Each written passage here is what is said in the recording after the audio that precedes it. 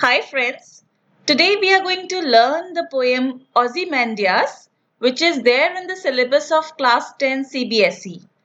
I am going to explain it to you line by line, and I shall also illustrate what the poem stands for so that you get full marks in your exams on this topic.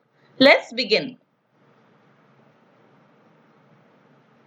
So, this is a snap right out of your textbook. You are supposed to look at the picture and form your opinion about it before we come to the main poem. And this is the whole poem.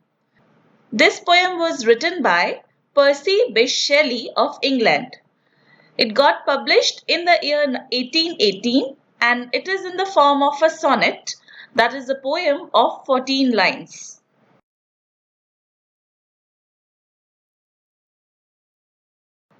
I met a traveller from an antique land.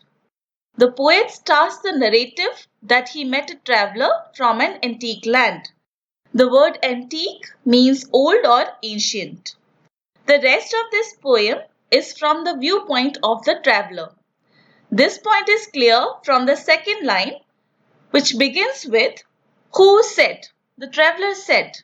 The traveller is giving the whole description here in the form of the rest of the poem. Two vast and trunkless legs of stone stand in the desert. This line means that two very huge, or we can say extremely large legs made of stone stand in the desert.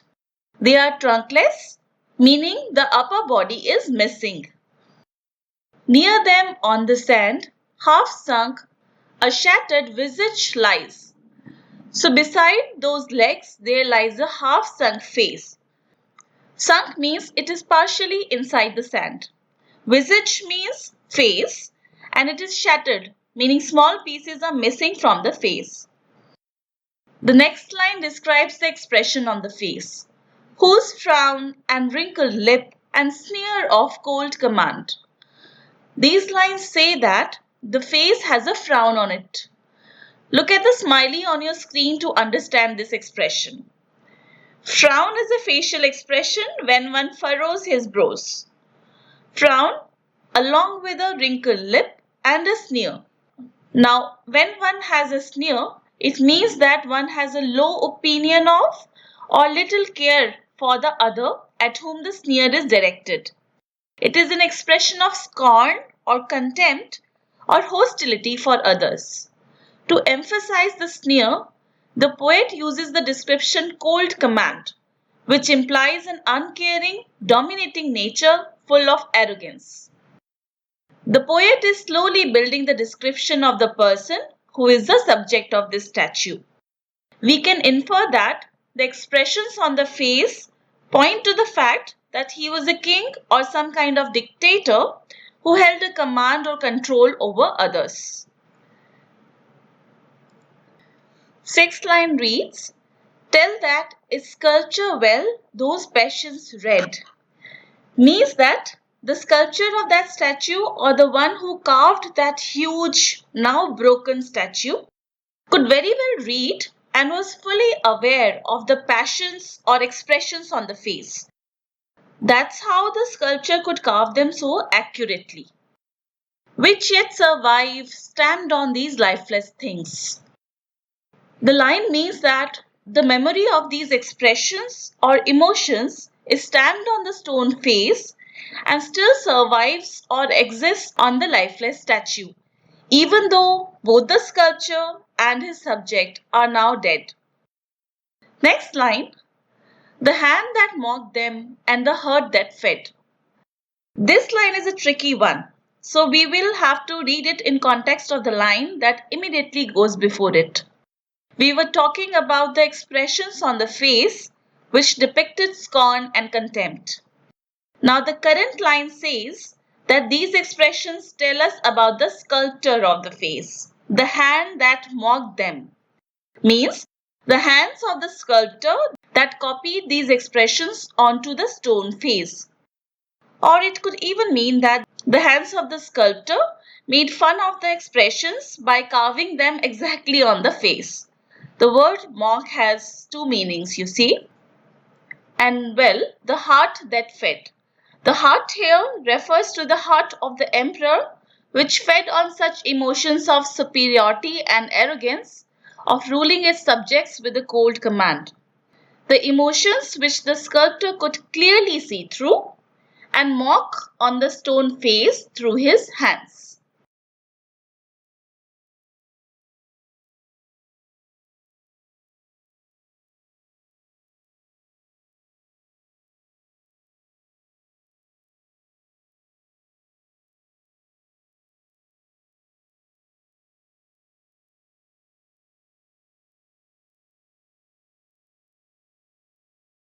And on the pedestal, these words appear. The word pedestal means the base of a statue. On the base of this now broken statue, the following words were engraved. My name is Ozymandias, King of Kings. Look upon my works, ye mighty, and despair. This is an introduction to the emperor whose statue it was and what he thought of himself. So first of all, that statue is of Ozymandias.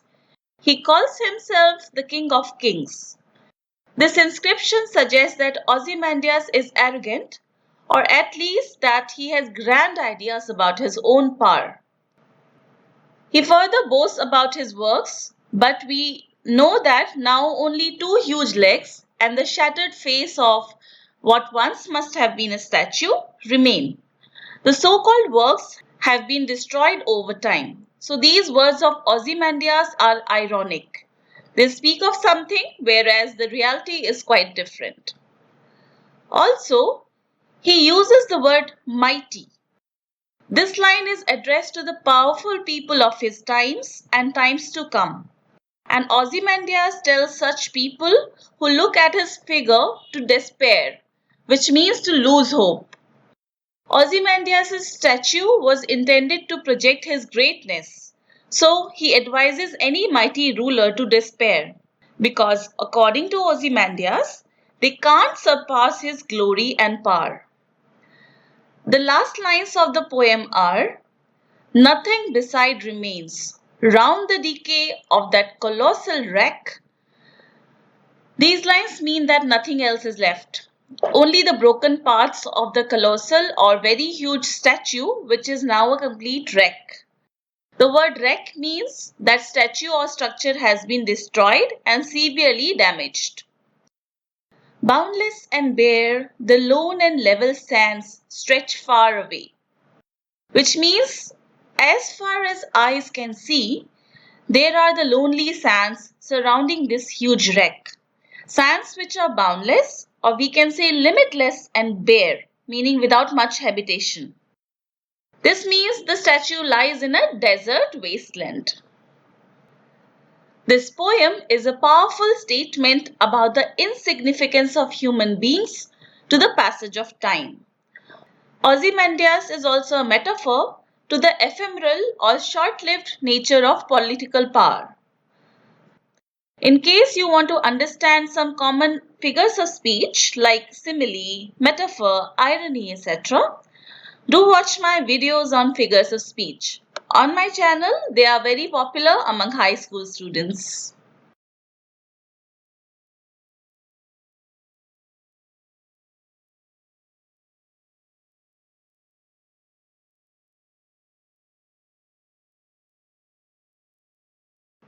Here is something you need to know about the poet.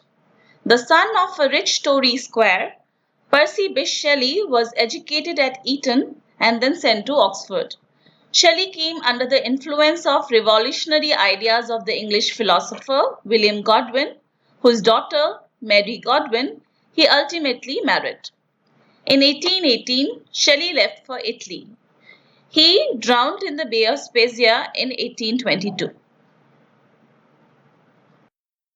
That brings us to the end of this video. Hope you liked it.